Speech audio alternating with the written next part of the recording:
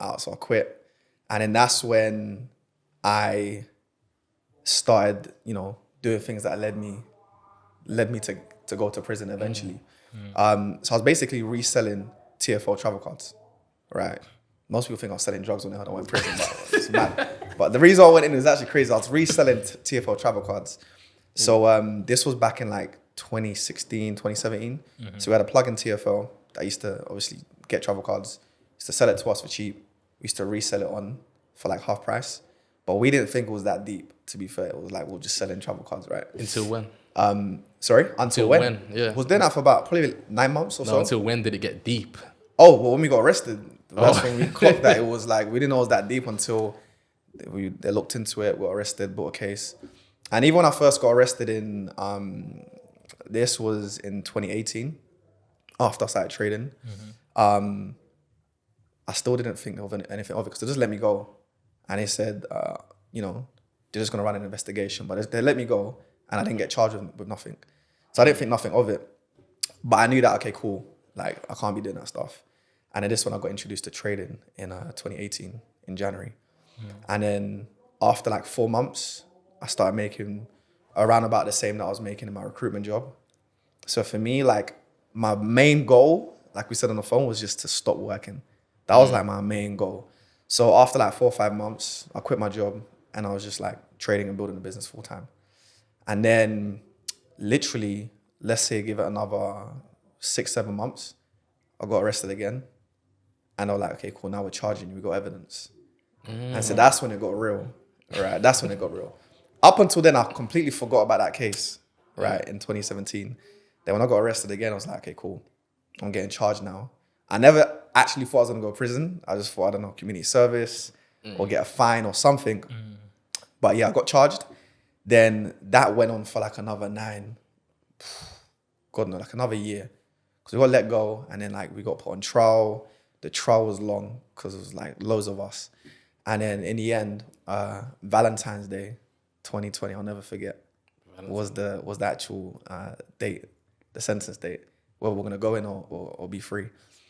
And I was so confident, that I wasn't gonna go in, that night I booked a hotel and I booked a restaurant, like a dinner reservation for the girl that I seen at the time. Yeah. I was that confident. I was like, there's no way I'm going to prison like this. Selling travel cards, like, and I had a good referencing. That was my first ever time being in trouble with the police. Had a good background. I was working. I was doing something positive in the community. So I never thought I was going in. And then they slapped me with it. They said, they gave me 15 months. And in the UK, if you get less than, I believe, 2 years, you can get a suspended sentence. Meaning that you get convicted, but you don't actually go inside. You just go on license outside. So I thought, okay, 15 months is under 2 years. I'm definitely not going behind bars. And then they were just like, you know what? This is TFL. We need to make an example of you guys. So just literally bombs. Yeah, they got me. Do you reckon it was because you were black? Nah, I wouldn't say that. I got a fair trial, to be fair. Make an example. I got a fair trial. The people that I was on trial with didn't help out. How do you mean? They just didn't represent themselves well in court, like just lying and like just embarrassing themselves. So that didn't help, but I wouldn't say, I wouldn't say it was because I was black. I had a fair trial. Yeah. It was the jury that found us guilty. But the only bit, that I was a bit peed off at is I got 15 months. They could have suspended it. Usually, if it's your first time offending, something like that, they would just suspend it and say community service. But they sent me in. So. Yeah, do you mind if I ask how much money you actually made off TFL travel cards? I don't know how much money I made. Nah, I probably can't say that as well. Can't say that. Yeah, I can't say that. But can you say this? I can't say that. What happened to the girl on the night? Was she at the trial? Or Bro, because you even texted me like, yo, I can't. No, do you know what? She knew I was like, that was the date. Yeah. So like obviously she knew that didn't come back. Yeah. Damn. Yeah, she knew I was a bit peaked still. Has she contacted you since? Yeah, no, we're cool. We're actually cool. Yeah, we're cool. But she was actually like, wrote me letters and stuff like that. I so swear. she was there for me still. Okay. Yeah. But that situation was peak.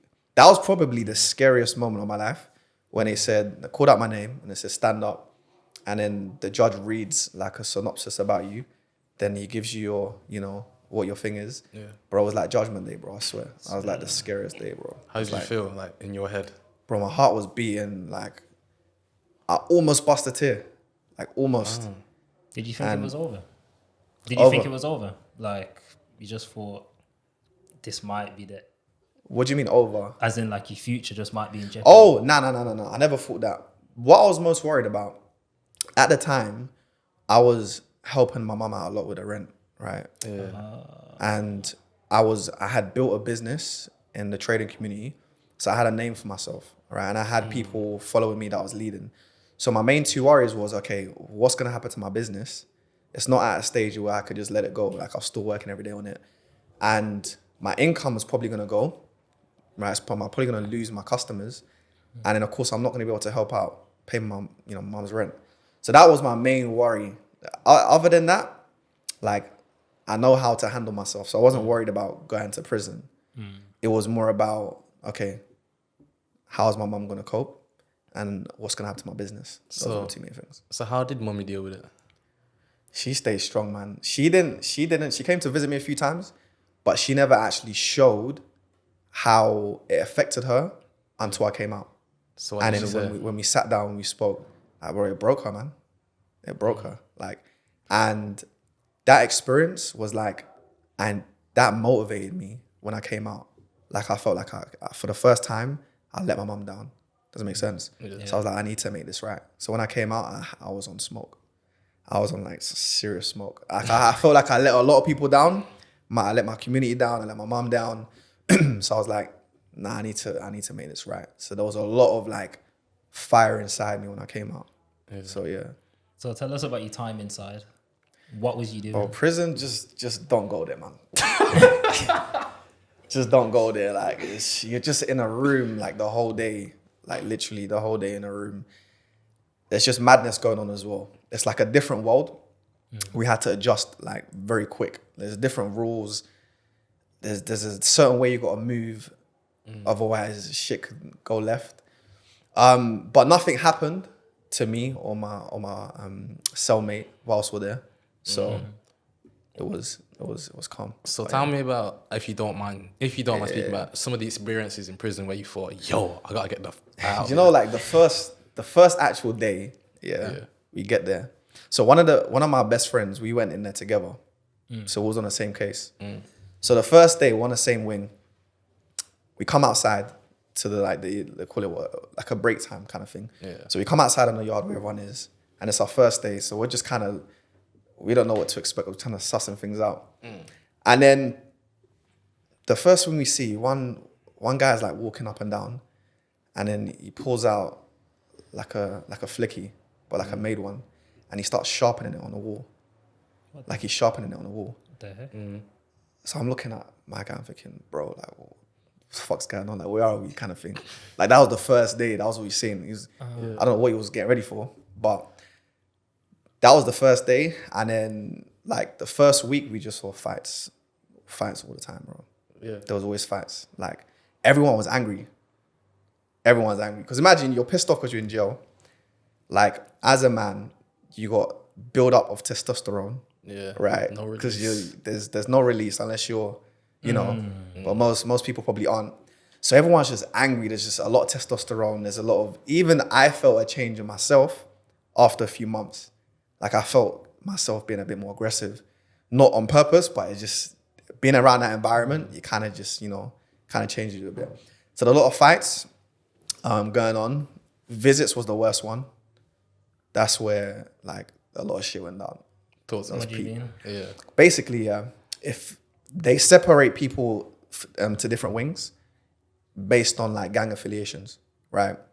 But visits, it's one hall. So it's like if you got gang issues with another wing, right? In visits, that's where you're gonna see everyone. So like we used to see shit go down all the time in visits. Bro. Like people just wait. Every time we went visits, it was like you just stand in the corner, you just kind of just waiting for shit to go down. Like you just feel the energy. It was mad.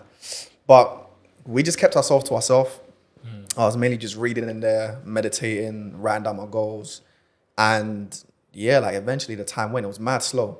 I did like 7.5 months and it was mad slow. But eventually the time went. And no one ever like came and started trouble for no reason. Yeah.